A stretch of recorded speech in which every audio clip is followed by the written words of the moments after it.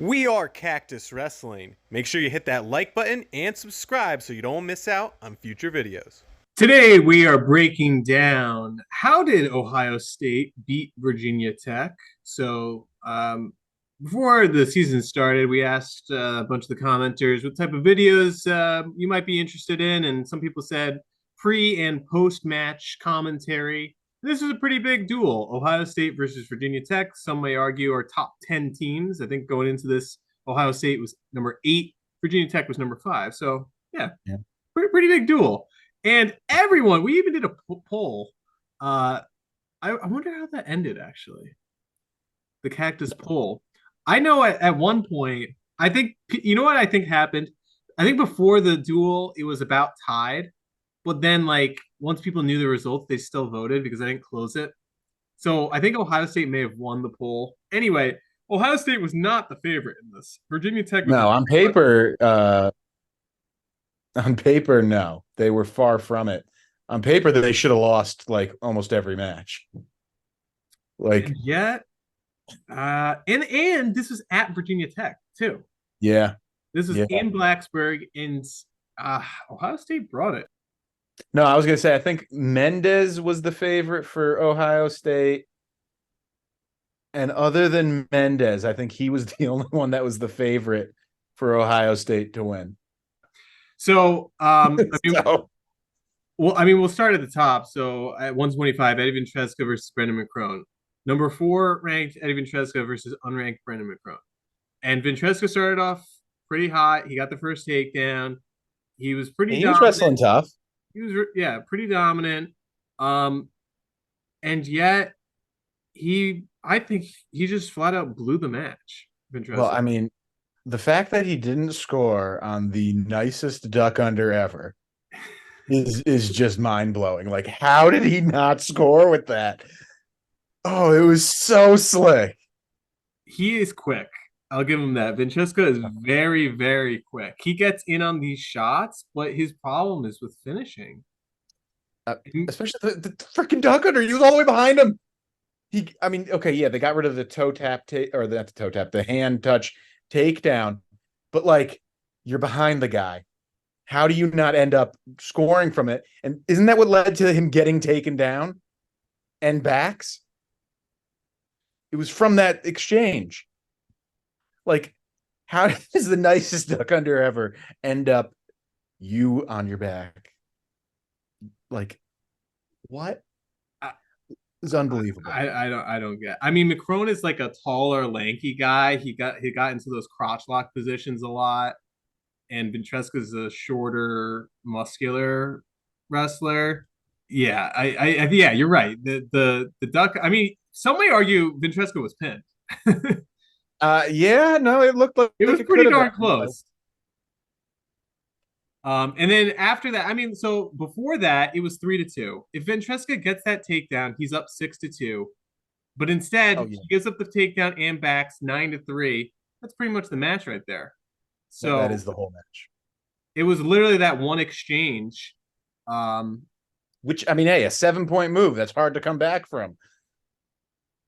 Yeah, it was a very weird, like McCrone rolled and just caught him on his back. So I think if that match happens again, Ventresca takes it. Yeah, it wasn't like McCrone just beat him up, despite what the score shows, because he ended up cautioning like 3 times and gave up a point from cautioning, which is what caused it to be a major. Yeah, that's right. That was the point that caused it to be a major. So, like, yeah, like you said, I don't think McCrone, if he does beat him, it's gonna be by a point, maybe. Like, it's gonna be a really close match. But like, Ventresca was in control until he gave up that 7-point move, and had he just finished the duck under that he was 90% to the way to finishing, I think he had the match locked up. It would have been 6-2, and I don't think McCrone would have been able to score more. So we move up to 133. So Ohio State's up 4-0. Big momentum change right there already to start. Sam Latonis starts off nice with a single leg. Or sorry, not a single leg, a takedown. I think Buzakis he's definitely got a lot to learn. He comes in, he lunges a lot, like he reaches, and that caused him to get like slide by. He seems just to be very like much of a brute wrestler, just like blasts in on you and is super strong. I think he can kind of work on some finesse a little bit, but despite the score being pretty close, the only takedown Latona gave up was just kind of like a give me takedown Oh yeah, that was at the end. at the end. Yeah. Yeah, Latona was in pretty much control the whole time. I mean, yeah, Buzakis has taken 3 losses early on in the season. Hopefully he's learning from them and will still be an all-American contender come end of the year. But yeah, him being ranked in the top 10 to start the season was definitely, I think, an overstatement for him, and his fall from from being there is probably very appropriate, at least until he starts knocking off some guys instead of continuing to get just beat by these guys. I mean, yeah, Latona's a great guy, much better than the other 2 guys that he lost to. So Yeah. Yeah. I uh, mean, Latona was up 7-1, and then he gave up an escape. I don't really know. Well, I do know. I mean, because like with 10 seconds to go, Bozakis, like people were like, oh, why didn't you cut him? But and try and take him down. But he was trying to go for a quick turn, I think, instead. Didn't get it. Ends up losing 7-5. So Virginia Tech gets back into it a little bit, 4-3 off of that one. and this is like a better match for Buzakis compared to getting majored last weekend twice I mean, it's not easy to take down an All against a American. better competition too. So Yeah, I mean, you can take what you get, I guess. But um, so next match, 141, Jesse Mendes versus Hunter Mason. Jesse yeah, this Mendes, was number 5. I mean, not much to not talk even about this competitive. one. This was Jesse Mendes just putting on a clinic here, just showing you how to score points. Um, No, I think that I mean it's very promising for Mendes going up a weight class because we yeah, weren't exactly sure how he would do going up from 33 last year. I feel But like he's found his weight class. Like he looked so good he looked there. he looked energized. He was quick. He was dominant. He was getting takedowns. He was getting turns. He was getting anything he wanted whenever he wanted. I mean, granted, Mason's not like, top ranked guy, but still, it's promising that he was able to be so dominant in this matchup. And it really helped Ohio State getting 5 points from it. I mean, Right. not that it ended up coming down to the wire at the end or anything, but still, Yeah. I mean bonus points are critical.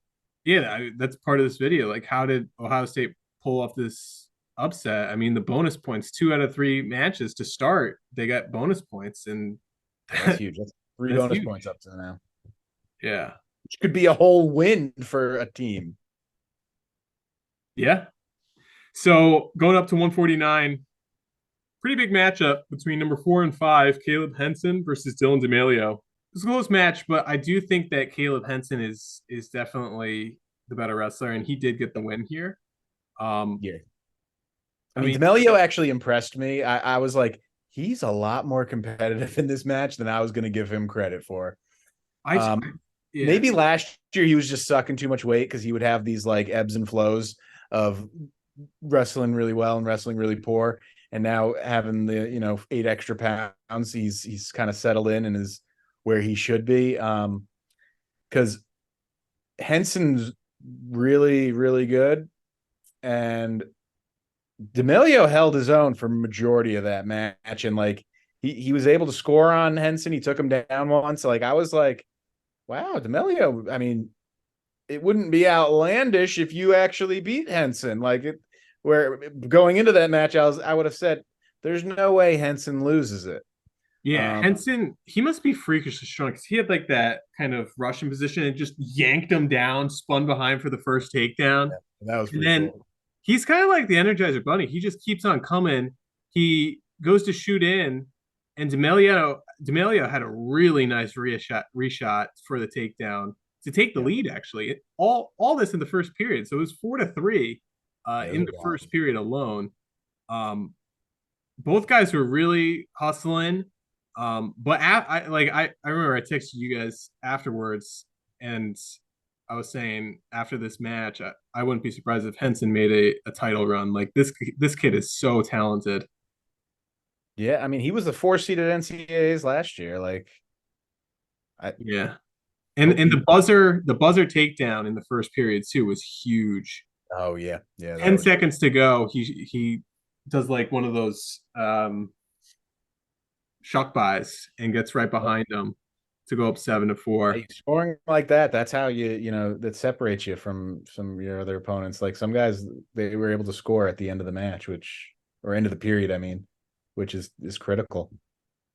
Yeah. And there was another point where Henson got behind him. He literally got behind him, but since the rule change, it wasn't the touch takedown. You need the control, and I think they waved it off. It wasn't a takedown. Otherwise, it would have gone from 9-4 to 12-4. Yeah, that hand touch takedown, taking that away, and you have to have control. You're already seeing that have a major effect in matches because where there used to be a takedown, there no longer is. And I mean, hey, that's what cost Ventresca a takedown. I like it. I think it's making matches a lot more competitive, and you really have to assert your will against some of these guys um, to get the win. So next matchup, another one between two ranked guys: Bryce Andonian, number 6, versus Patty Gallagher, number 16. I didn't realize that they were from the same high school. So Oh yeah, when the commenter said that, I was like, "Oh, what do you know? Teammates." I wonder, like, if they practiced together or if they were at two different weights, like too far apart to actually be practice partners. But yeah, I mean, Patty Gallagher, you you would think that from like the shots he was taking and getting in, like he had the upper hand, but Bryce Andonian is just an absolute freak. yeah, he's a freak. I don't know how he scored that first takedown. I don't even know what Yeah, that they were just like rolling, and then all of a sudden Andonian's on top after it looked like he was about to get taken down, and then he's like, "Actually, I'm gonna score." he had both hands behind him on the mat, butt on the mat. Gallagher literally over him as if he was pinning him, and then Andonian like scoots his Steps butt up over. and Yeah, just turns around for a takedown. yeah, steps over and is like, "I'll take the 2, thanks." Or What? 3. I'll take that 3 takedown. Yeah, thank you.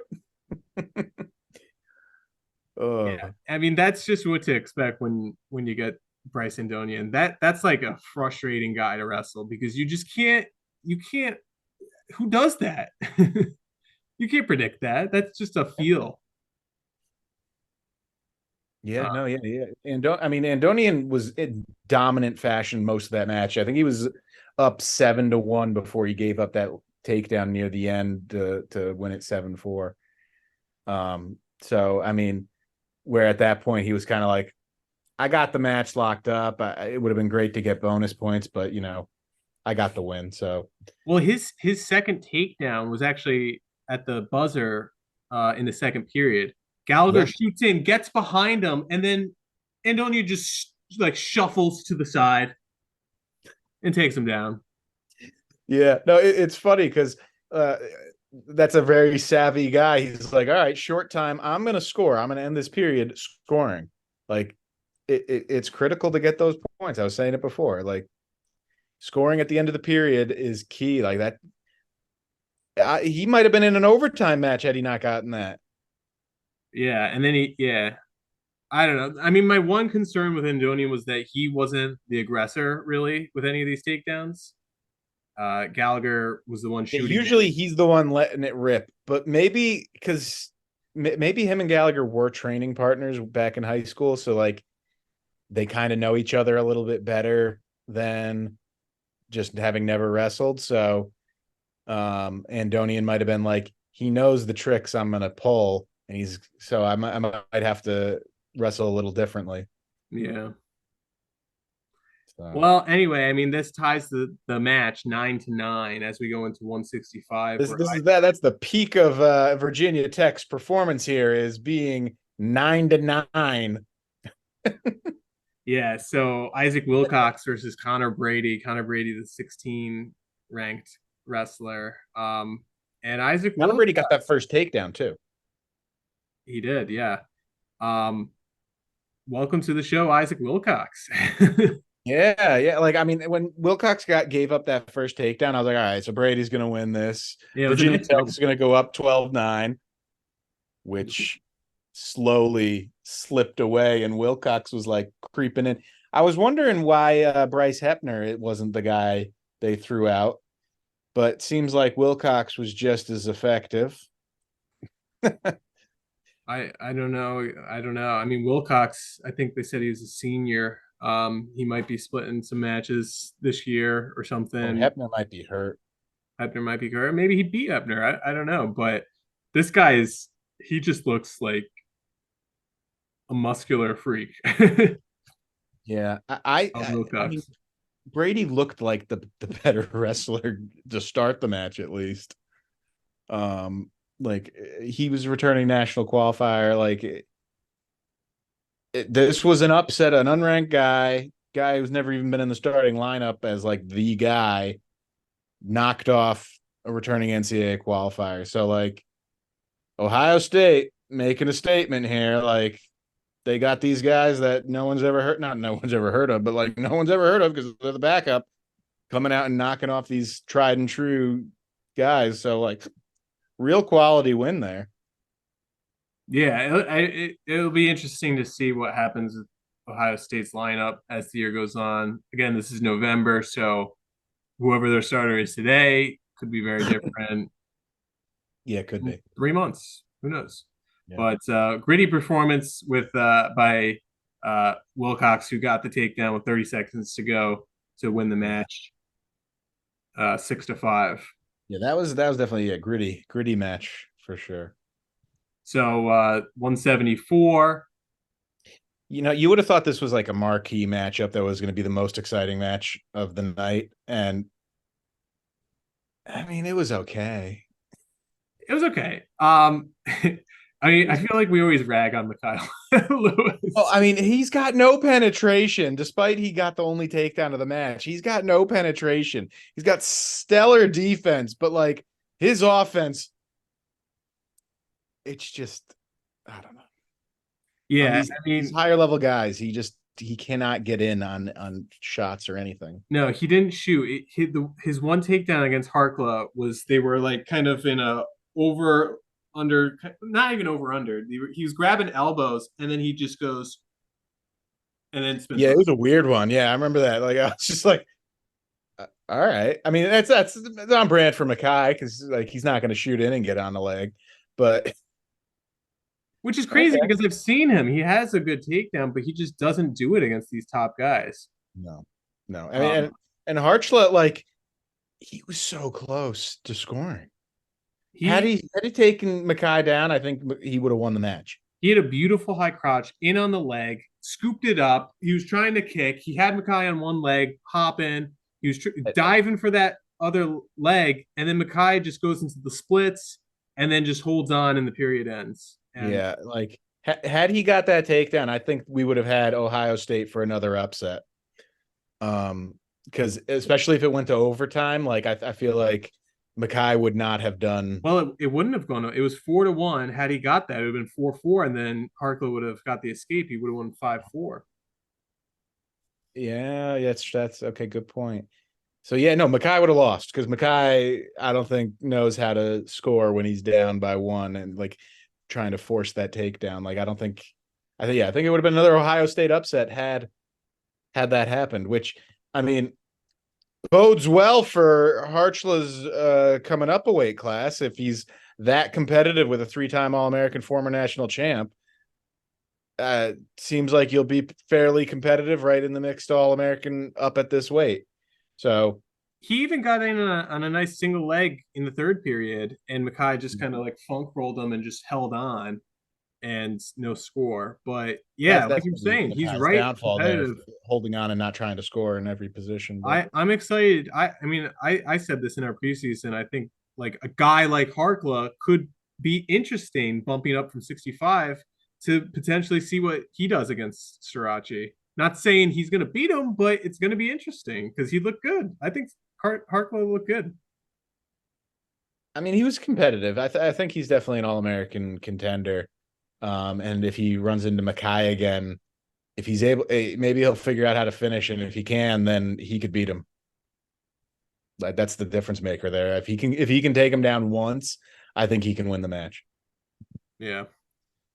So, going up to 184, Ryder Rotski versus Sam Fisher. Honestly, Fisher, the 21 ranked guy in Rotski. after watching Ryder Rotski in that match, I think he's going to be definitely a guy to watch at 184. Like he looked like he was like Fisher was the ranked guy and Rotski was the unranked guy. It looked like the opposite when you're watching the match. Like it looked like Fisher was the unranked guy wrestling a ranked guy. Like Rotski looked that much better than he did in that match. And by the way, this is going up to 184. Team score was 12-12 at this point. So literally going down to the last three matches, Virginia Tech needed a win right here, but and they ranking wise, they had 3 ranked guys, and Virginia, Ohio State had 1, and the one they had was at heavyweight, and he was ranked lower. So, like on paper, Virginia Tech was favored to win this duel. Yeah, and Rotski, like you said, I think he's definitely a guy to watch out for. He had some really nice double leg takedowns, very savvy. Everything he did just looked so much better than Fisher. Like it was impressive. I was like, he's solid. Like he's gonna make some noise for Ohio State. Yeah, and he ends up locking up the headlock position and getting the pin, which okay, yeah, that's more bonus points. If you want to know how to score a team upset win, get bonus points because at this point, I don't think Virginia Tech had any bonus wins. No, they had all decisions, and what's it called? And Ohio State had 2 at this point, and this was their third. 6 bonus points. I mean, just to show like the savviness of Rotski, Brady shoots in on a double, gets Rotski to his butt, and then he like steps over Brady's arm to bring him to his back.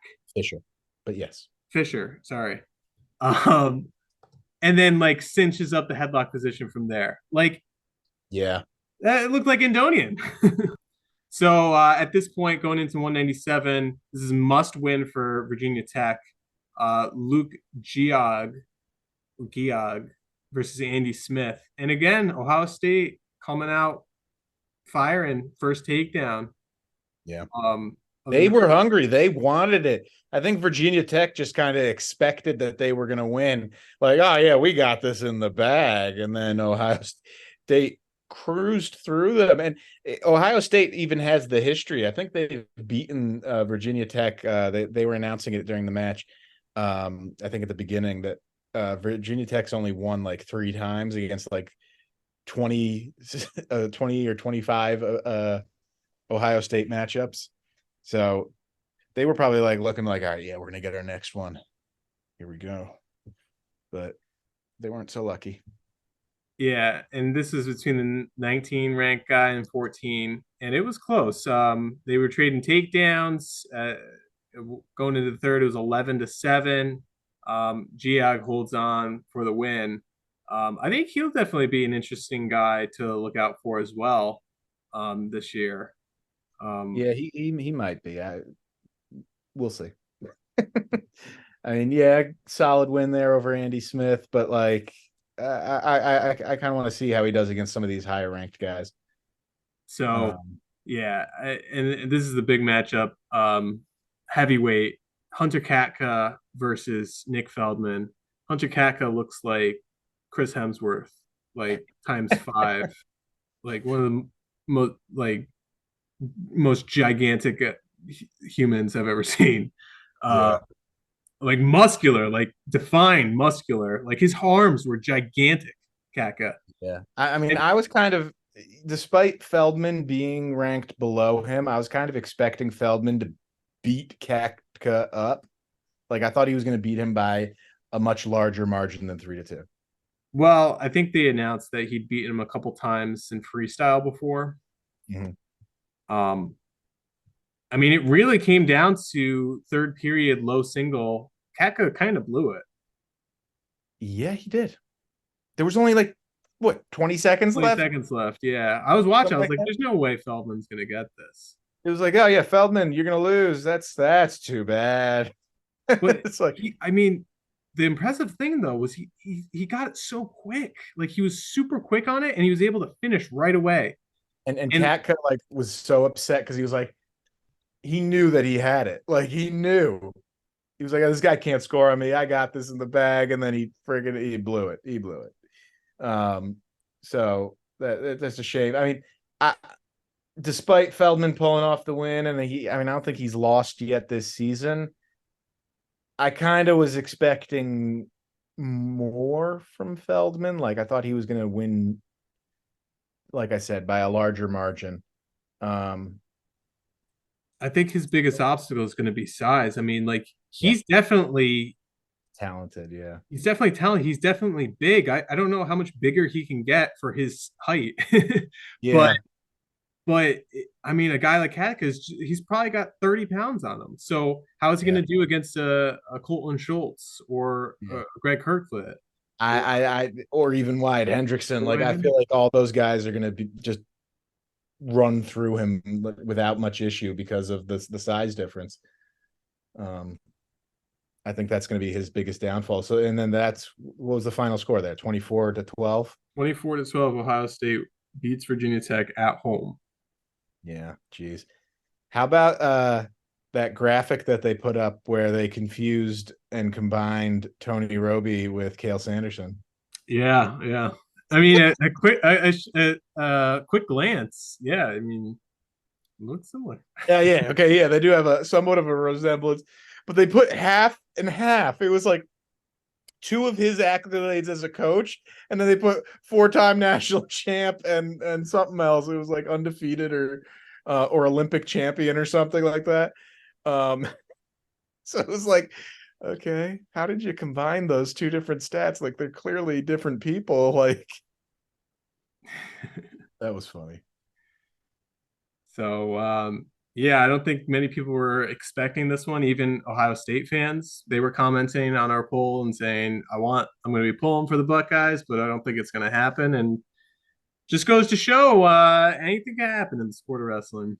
Yeah, had we done a preview, I would have said Ohio State is not going to win the match. Like, there's no way that they're going to be able to pull off all the wins necessary. But they won, what, 6 out of the 10? Yeah. And 5 of those were technically upsets. Yeah. And then they won the one match that they were expected to win at 141. And they got bonus points in at least 3 matches. Yeah, and gave up no bonus points in any of the matches. And then the matches they lost pretty close. Like freaking freshman losing to a returning All-American, Harchla losing to the returning All-American national champ. Like, I mean, it's crazy. Ohio State made a statement and they wrestled phenomenally. They did. So if you're still watching at this point, thank you so much. Make sure you hit that like button, subscribe, drop a comment down below. What's another match upcoming this year that you want us to perhaps preview or discuss afterwards? Just like this one. Post-match analysis, pre-match analysis. Drop it in the comments down below. And thanks for watching Cactus Wrestling. Thanks for watching. We are Cactus Wrestling, and we'll see you next time on our next video.